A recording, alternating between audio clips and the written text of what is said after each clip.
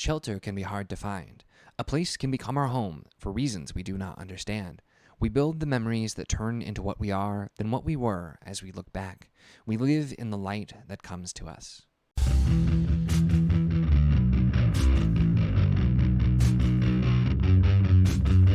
Hello and welcome to my channel. In this video, we are going to be talking about A Brightness Long Ago, and what a book. What a fantastic book. I have been meaning to get to this one for quite some time. This was going to be my next read of Gavriel, but I kept not getting to it, and then I ended up doing Written on the Dark, which I enjoyed, although not as much as this one, and I ended up finally both. I had just gotten done with The Warrior Prophet, and I didn't know what to read next because that was such a phenomenal book that I'm like, I need to figure out something that's not going to seem bad in comparison. And also, I did a video recently where I was kind of talking about all the books that I had that I haven't read that start with A, and this came up there too. So I'm like, you know what? It's time. It's a sign. Let's read A Brightness Long Ago. And I'm so glad I did. I think this is now my number 2 Gavriel book. I still have Lions of Elberson above this, but this is, I think, jumped over the rest that I've read so far, which is the Srantium books and Song for Our Bone. Song for a Bone I loved, and the Srantium books were really good, and the Written on the Dark was really good, but this is just something about this really, really worked well for me. And this one's a little bit different, again, than the other ones that I've read, and it has the main character Guadagno, who is telling his story. He's reflecting, and I did this in a first line too. It starts with a man no longer young, so not necessarily old, but no longer young, with just the intentional, very fantastic phrasing from Kay, but he's looking back on his life and kind of telling his story. And really the overarching theme here is exploring choices and what kind of impact choices have on your life, whether it seems like a really big choice or whether it seems like a small choice, just the actions, the choices, and how life is in some ways the summation of those different choices that you made, and just looking back in retrospect at the moments that changed everything and how things could have been very different had things happened in a different way, or if they happened the way that they in fact did.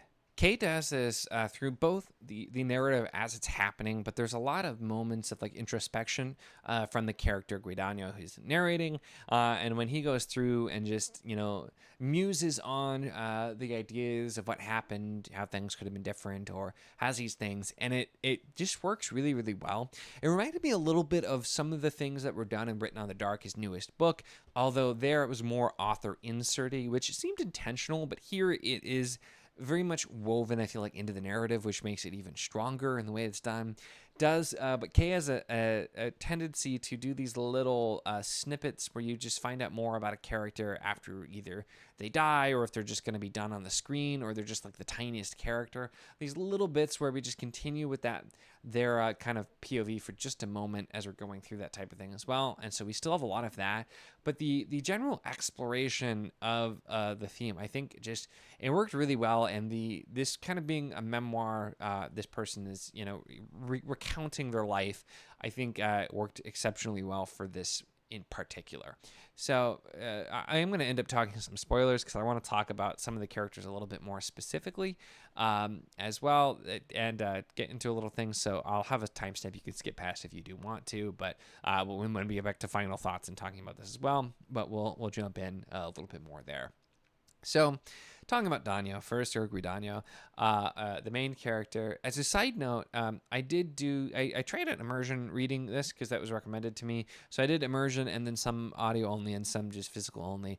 And the narration was very good at Simon Vance, although his pronunciation of Italian words leaves a bit to be desired. But he fit really well for this particular style. Usually I prefer just physical reading Gavriel, but I was glad I tried it out because the gravitas he brings to his narration, I think, worked really well with this particular story. But so Guadagno, and I think as a character, made a lot of sense, and he's works really well as a Gavriel character because he's the character who he's not really that important.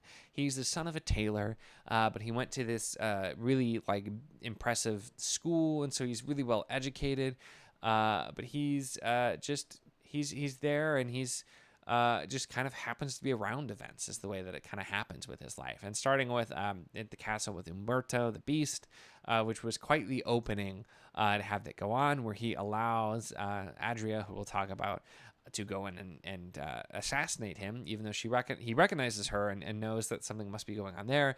And just we start right away with the idea of this was the moment, this was the choice. I don't know why I even did it. And it's even looking back, he's not sure why he made the choices he made in a lot of these cases. It's kind of what happened. And so it's a very honest look too, because you can look back and try to like figure out why you did something, but sometimes you react the way you do in the moment, and sometimes that can have huge impact or consequences, whether they're positive or negative. But just the things that you do in the moment, the choices that make sense at the time as the person you are, is something that's explored a lot, especially through his character and being around there as well. And I the idea too that he just kind of wants to go back home and be a bookseller, and the fact that he ends up, granted not for long, but the fact that he ends up doing that, I just think was such a really great thing with the character, because he keeps getting pulled into these important events. And very often, because that's something that Kay explores a lot with characters that are pulled into important events,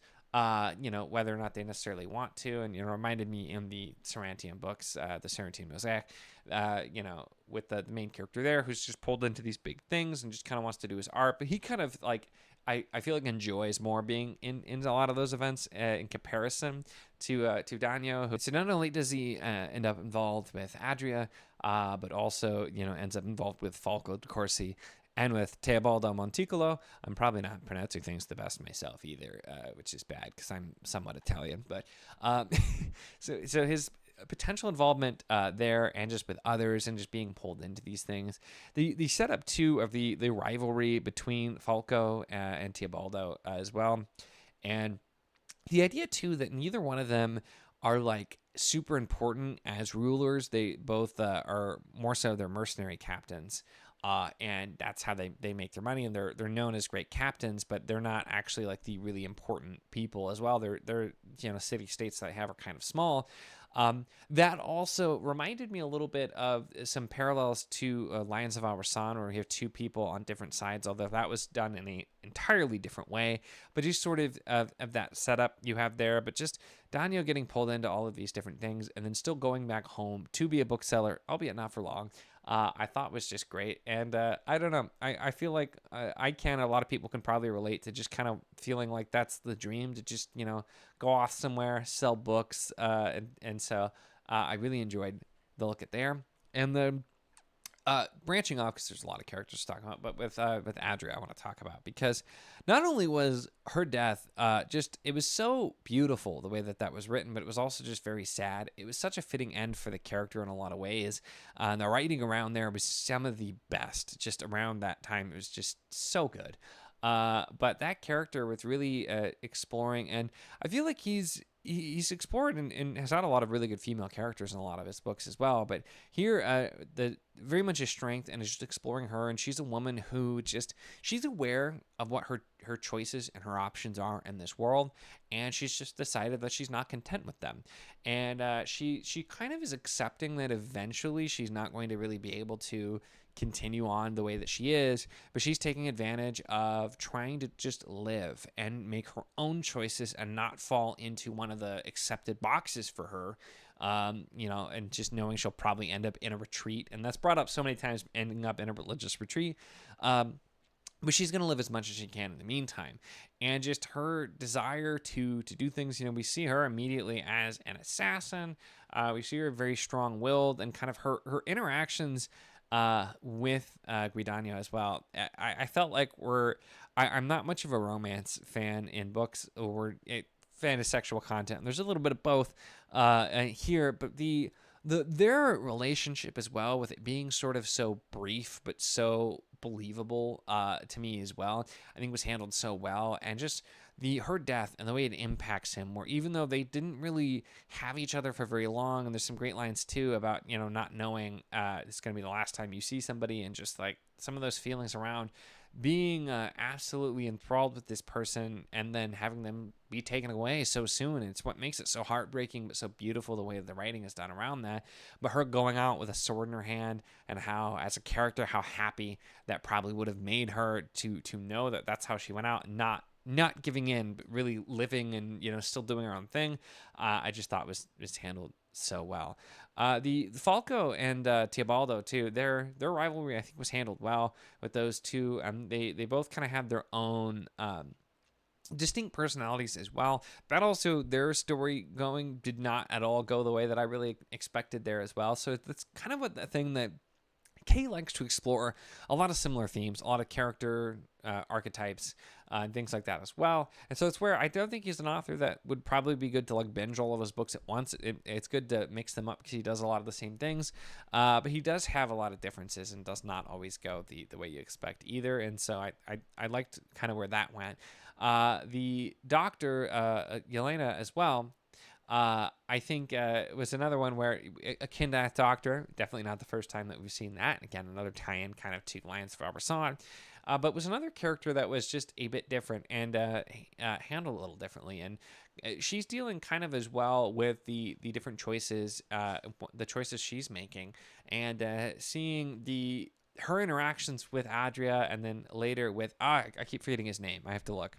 Antonami, and I'm going to talk about him too. For some reason, it's one character's name I just have never been able to remember, and every time I tried to talk about him, even right after reading a passage, I just couldn't remember his name. But Antonami, her interactions with him versus Adria, and she as well, like she could easily have been the main character in a different book, because she also is the person who just keeps getting wrapped in and pulled in, where she ends up being the Doctor who just happens to be around because she's traveling from place to place before she outstays her welcome, because there's some danger inherent with being Kindath and being a doctor and being a woman, and so her story and like her wanting to stay in the town even though she's worried it's going to be sieged, and all of the way that loops around again, and some of it in really surprising and different ways, and ways that are different from the way it might have gone in some other books, I thought was really interesting as well.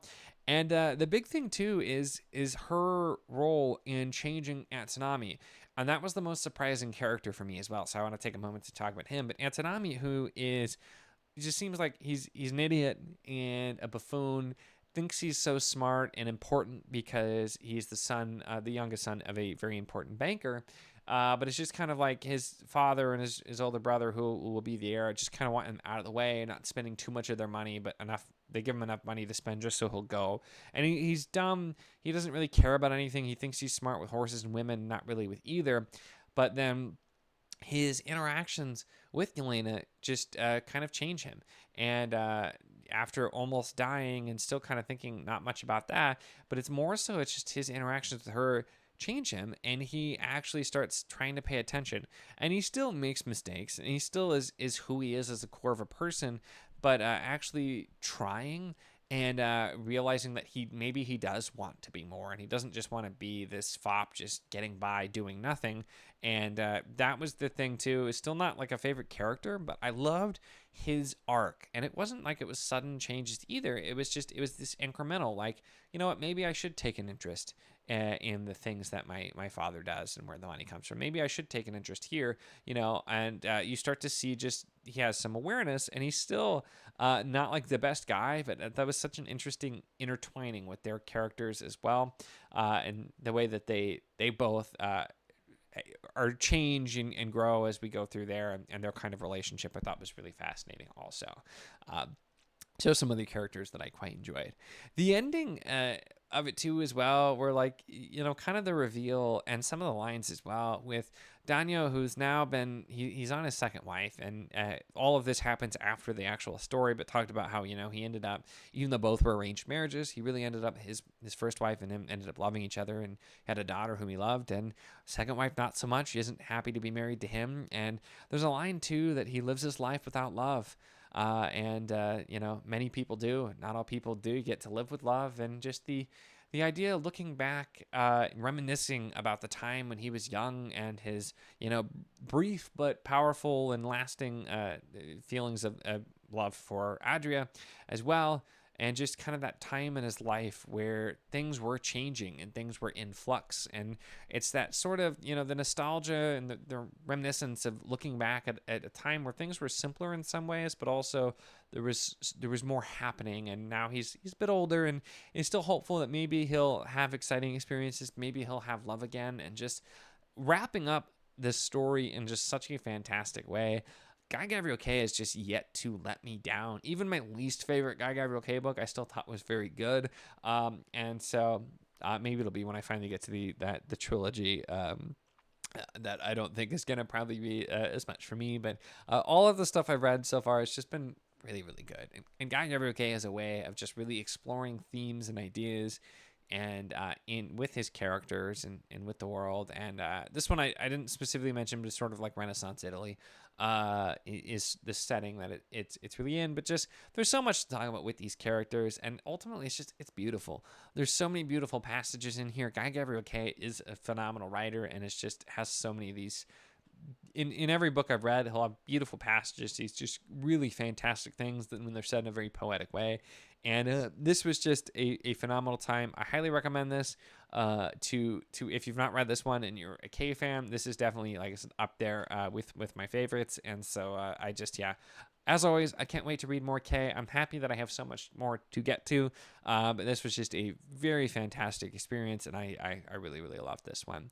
Overall, though, those are my thoughts on Brightness Long Ago by Guy Gavriel K. So let me know your thoughts on this one if you felt the same or different. I've seen there's such a wide variety of who likes which book or which one is people's favorites with Guy Gavriel K. So it's always interesting to see where people land on this one. So definitely let me know in the comments. Make sure to give the video a like if you enjoyed it. Check the links in the description as always for the Patreon if you want to support what I do, as well as the Wizard of the Enclave Discord if you want to chat books, whether this book, other books, really anything at all. It's a lot of fun and we'd love to have you. And of course, if you enjoy my content, make sure to subscribe.